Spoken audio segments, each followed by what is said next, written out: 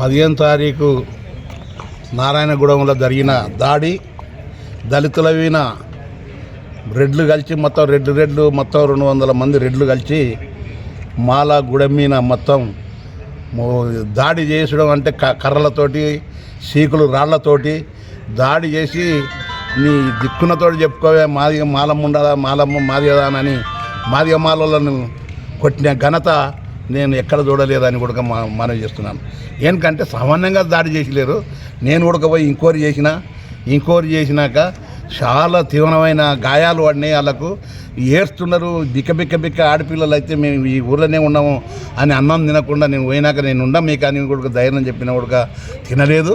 అసలు తిననప్పుడు డిఎస్పీకి చెప్పిన డిఎస్పీ గారు మీరు ఇంతవరకు కూడా ఇంకోరి చేయలేదు, మీరు ఏంది గురించి అని అనుకున్నాం అని అంటే ఆ ఊర్లో రెడ్లు ఏమంటున్నారంటే మేము రెడ్లే, డిఎస్పీ రెడ్డే, సిఐ కూడా రెడ్డే, ఏం చేసుకుంటారో మీరు చేసుకోండి అని పెద్దెత్తుగా గలం ఎత్తి మాట్లాడుకుంటున్నారు అక్కడ రెడ్లు.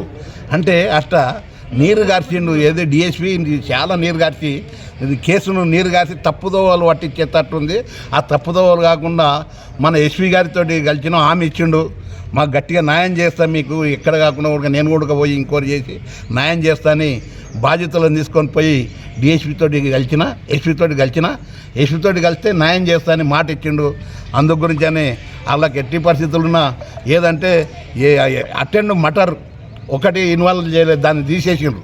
అటెండ్ మటర్ రాసి వాళ్ళను రిమాండ్కు తోలాలని మాలమాన డిమాండ్ చేస్తుంది. లేకపోతే చాలా ఉద్యమాలు అవుతుంది.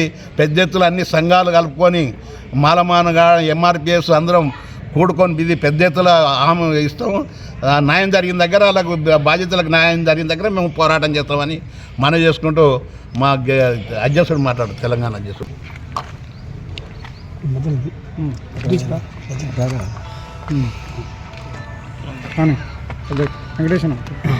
నా పేరు బూరు వెంకటేశ్వర్లు, మాలమానాడు రాష్ట్ర అధ్యక్షుడు.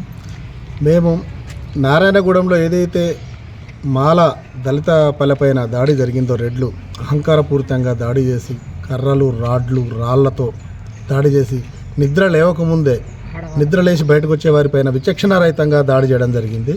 వీరబాబు అనే వ్యక్తి తీవ్ర గాయాల పాలు కావడం జరిగింది. అదేవిధంగా మహిళలకు కూడా గాయాలైనవి. వాళ్ళని కాళ్లతో దంతు అసభ్యంగా పట్టుకొని వాళ్ళ ప్రైవేట్ పార్ట్స్ను టచ్ చేస్తూ మహిళలను ఇష్టం వచ్చినట్టుగా బూతులు మాట్లాడుతూ వాళ్ళ కొంతమంది పిల్లల్ని మేము చంపుతాం అని ఒక 2-3 పేర్లను కూడా అక్కడ వాళ్ళు బహిరంగంగా ఈ నలుగురిని మేము ఈ ముగ్గురిని ఈ అబ్బాయి వీళ్ళని చంపుతామని వాళ్ళు బహిరంగంగా వాళ్ళ పేర్లు చెప్పి ఇప్పటికి కూడా వాళ్ళు అదే పాట పాడడం జరుగుతుంది, వీళ్ళని ఎప్పటికైనా చంపుతామని. వాళ్ళకి కానీ చిన్న గీత పడ్డా కానీ పరిస్థితులు వేరే ఉంటాయనేది మాలమానాడు హెచ్చరిస్తుంది. అదేవిధంగా ఇవాళ సిఐ గారు, అక్కడ డిఎస్పీ గారు, అక్కడ స్థానిక ఎమ్మెల్యే గారు అందరూ కూడా ఒక రెడ్డి సామాజిక వర్గానికి చెందిన వారే. మా కులపుల్లే కింది నుంచి పై వరకు ఉన్నారు కాబట్టి మమ్మల్ని ఎవరేం పీకలేరు, మేము ఏదైనా చేయగలుగుతాం, మాకు అక్కడ డబ్బు ఉంది, అన్నీ ఉన్నాయి, మా కుల అండదండలు ఉన్నాయి, ఎమ్మెల్యే గారు, మంత్రి, మిగతా వాళ్ళ అండదండలు ఉన్నాయి కాబట్టి మమ్మల్ని ఏం చేయలేరన్న ఒక అహంకారపూరితమైన ధోరణితో మాలలను భయభ్రాంతులకు గురి చేస్తున్నారు అక్కడ రెడ్లు. కాబట్టి మేము ఆ విషయాన్ని 25వ తారీఖు స్థానికంగా అక్కడికి వెళ్ళి పరిస్థితులను పరిశీలించి వాళ్లకు మనోధైర్యం చెప్పి ఆ రోజు అక్కడి నుంచే SC/ST కమిషన్ చైర్మన్ గారికి మా జాతీయ అధ్యక్షులు చెన్నయ్య గారు మాట్లాడి వారిని తెల్లారి 26వ తారీఖు ఆ గ్రామాన్ని సందర్శించేటట్టు చేయడం జరిగింది. ఆ తర్వాత వారు వచ్చిపోయాక కూడా అక్కడ పరిస్థితులలో మార్పు రాలేదు. వాళ్ళకి ఏదో స్టేషన్ బెయిల్ ఇచ్చి నామమాత్రం కేసులు పెట్టి అక్కడ DSP గారు కానీ CI గారు కానీ వాళ్ళను కాపాడే ప్రయత్నం చేస్తున్నారు. ఆ ప్రయత్నాన్ని మేము ఇక్కడ SP గారికి ఇప్పుడు వివరించడం జరిగింది. బాధితులతో కలిసి SP గారు వాళ్ళపైన కఠిన చర్యలు తీసుకోవడానికి అవకాశాలను పరిశీలించి వీళ్ళకు న్యాయం చేస్తాం, ఖచ్చితంగా వాళ్ళను రిమాండ్ చేసే ఏర్పాట్లు మేము పరిశీలిస్తామని SP గారు మాకు హామీ ఇవ్వడం జరిగింది.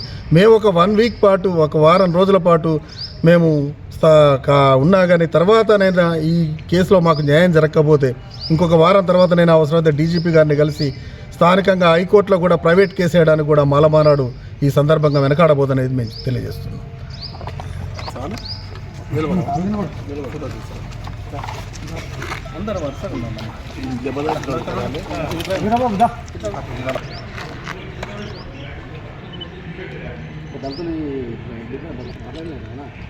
మాలమాదిగలో దాడి జరిగింది.